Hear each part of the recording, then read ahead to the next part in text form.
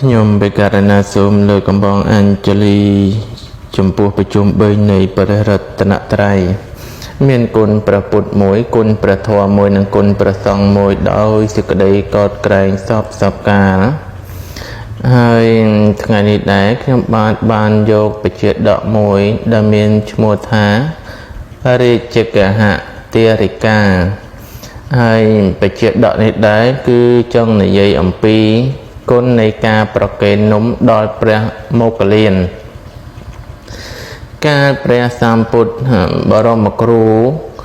នៅក្នុងវត្តវេលវ័ននាក្រុងរាជក្រឹស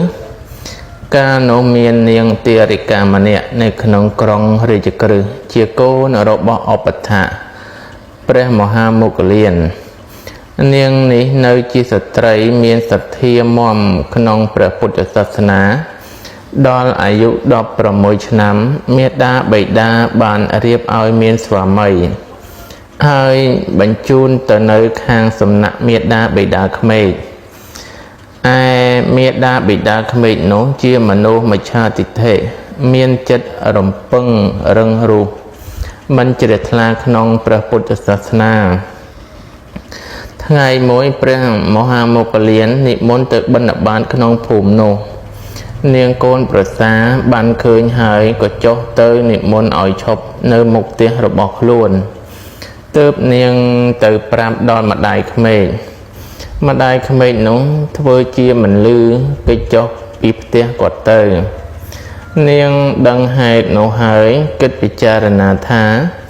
ក្នុងផ្ទះនេះមានវត្ថុអ្វីល្មមប្រគេនដល់លោកមានតែនំមួយដែលម្ដាយគាត់ទុកពិសាក៏យកនំនោះទៅកាត់ជាពីរចំណែកមួយចំណែកទុកជូនម្ដាយមួយចំណែកយកទៅប្រគេនព្រះមហាមោគលានព្រះមហាមោគលានធ្វើផតតានុមោទនាហើយក៏និមន្តបាត់ទៅម្ដាយក្មេកបានឃើញព្រះមហាមោគលាននិមន្តចេញផុតហើយក៏ឡើងទៅលើផ្ទះនាងទារិកាក៏ចូលទៅអង្គុយបត់ជើង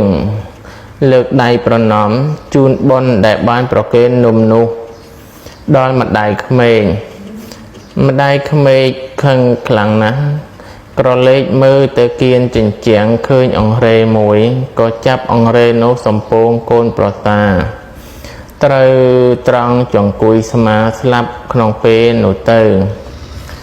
កូនប្រសានោះបានទៅកើតក្នុងឋានតាវតឹងថ្ងៃមួយព្រះមហាមោគលាននិមន្តទៅឋានតាវតឹង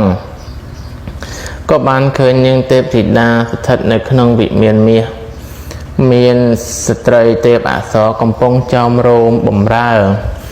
លោកក៏និមន្តទៅក្បែរវិមាននោះនាងទេពធីតាបានឃើញហើយមានសេចក្តីត្រេកអរខ្លាំងណាស់ក៏នឹកថាព្រះថេរៈនេះដែលបានសង្គ្រោះដល់អញក្នុងជាតិមុនក៏នាំបរិវារចុះទៅថ្វាយបង្គំព្រះមហាមោគលានមានថេរដីកាសួរប្រវត្តិរបស់នាងក៏បានរៀបរាប់ប្រគេនដោយសពគ្រប់លោកក៏និមន្តមកស្ថានមនុស្សវិញ